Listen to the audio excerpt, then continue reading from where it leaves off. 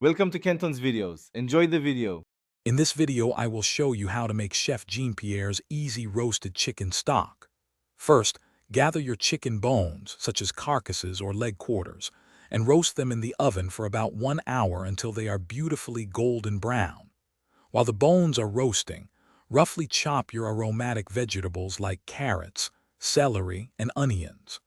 Once roasted, transfer the bones and vegetables into a large stock pot.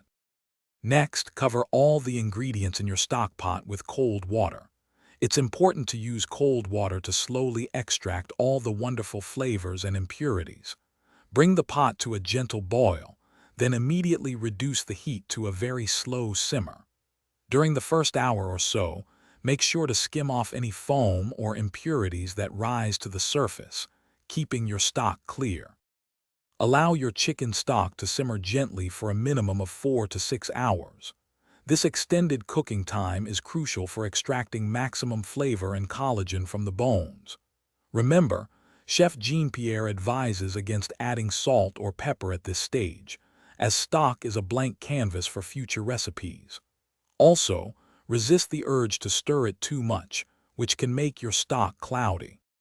Once your stock has simmered for the optimal time, carefully strain it through a fine mesh sieve or a chinois to remove all solids. Allow the rich liquid to cool completely at room temperature before transferring it into airtight containers.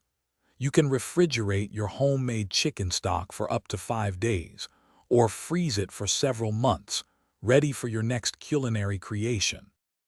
Thanks for watching. Consider subscribing if we helped you.